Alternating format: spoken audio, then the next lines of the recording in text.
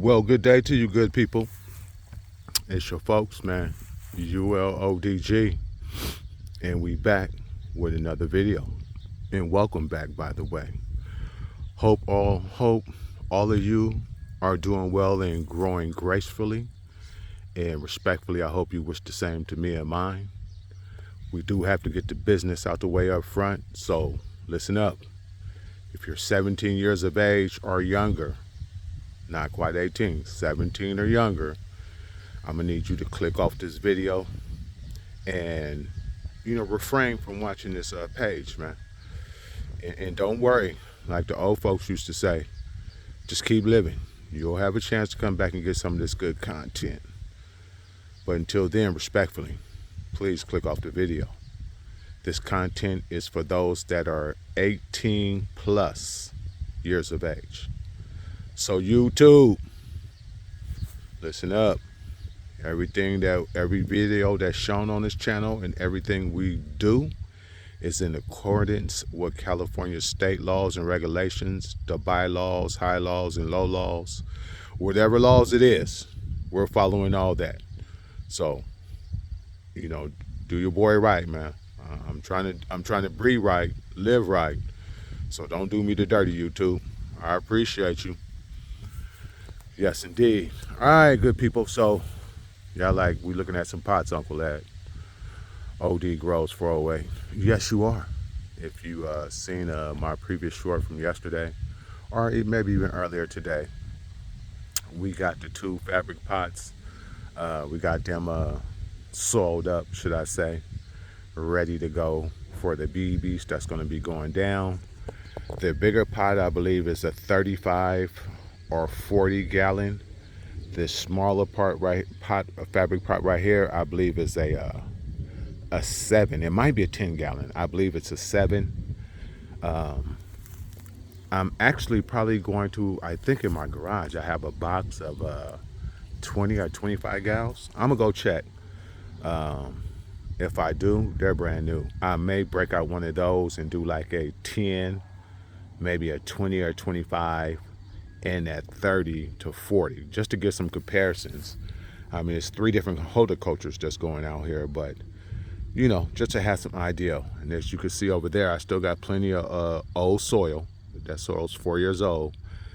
These fabric pots have been amended with my little blend. So I might go get another pot, man, because I do got 2 cuts that I'm trying to root right now. And Linda's good to go. She's hardened off. So if I can keep these 2 cuts alive, I might as well get another fabric pot and going to put that out here with the 2 cuts. And we'll go from there, as well as I'm subject to put Sweetie out. And if y'all don't know who Sweetie is, just go back and check on some of our previous videos. She's an auto that I was going to up pot, but she started to pre-flower, so we're going to leave in the 3/4 gallon plastic, and she'll come out here. There should be enough room on this pallet for another fabric, and then Sweetie as well.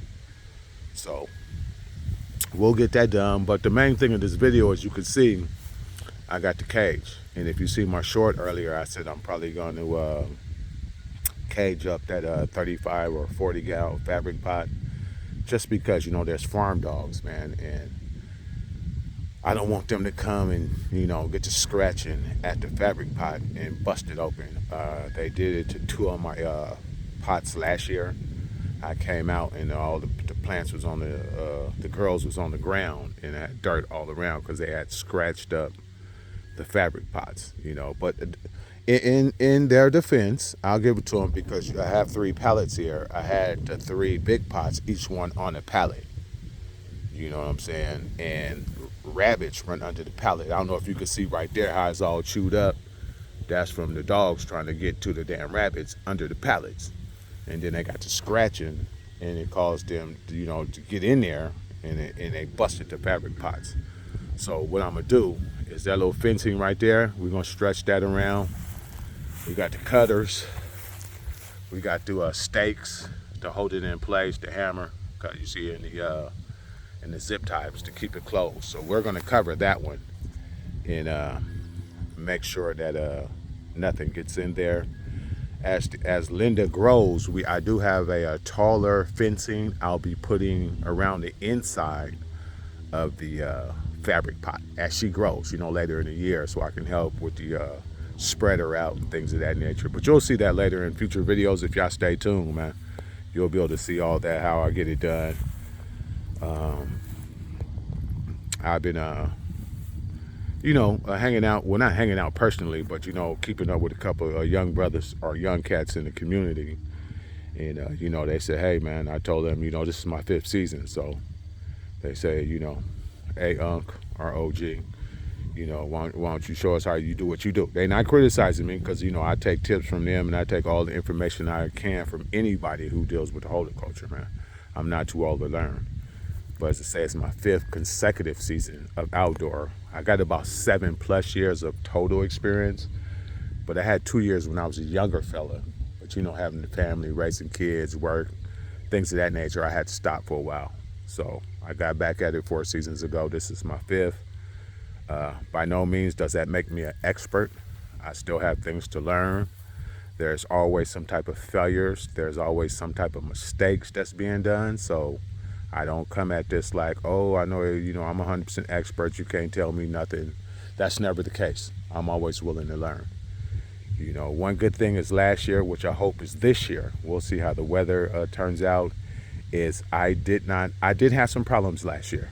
I didn't have to deal with the PM or mold issue, but I went on a transatlantic trip last year and was gone almost 20 days.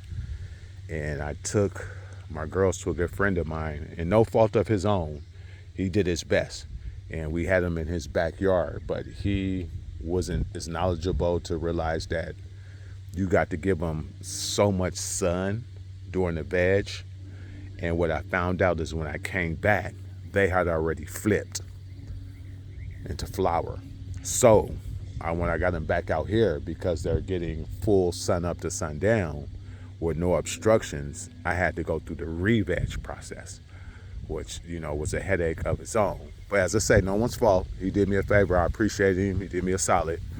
So not blaming him, not his fault. It's just what happened. It's part of the game, right? So hopefully this year, I do have one trip scheduled later in the season. I think I have something in place where I should be able to have them held over till I get back, but we'll see. But as I say, there's going to be something that comes up this season. But my goal is to be as flawless as possible. And if y'all come along with your journey, you'll see. And as I say, if I make mistakes, I'll share with you. And I'll share with you the corrections I think I need to make. And you guys can get in with the comments and, give me your suggestions. I don't take it any type of way. As long as you're being respectful to anyone else making comments as well as to the channel, you're good. If not, I haven't blocked anyone yet. My channel's not that large, but I will delete your comment and I will block you. No threats, because I appreciate you all respectfully, but I just need the behavior to be of someone who's 18+ and not someone who's a child. So with all that being said, I ain't gonna hold y'all long, man. Y'all continue to tap in, man, to each episode, each video. Like the shorts, like the videos, man. Join the channel, man. Subscribe to the channel. Share the videos, all that good stuff, man. I appreciate you. I'll try to do the same for you. You make comments, I'll jump down. You got a channel, I'll subscribe, like, and I'll try to share as well. All right?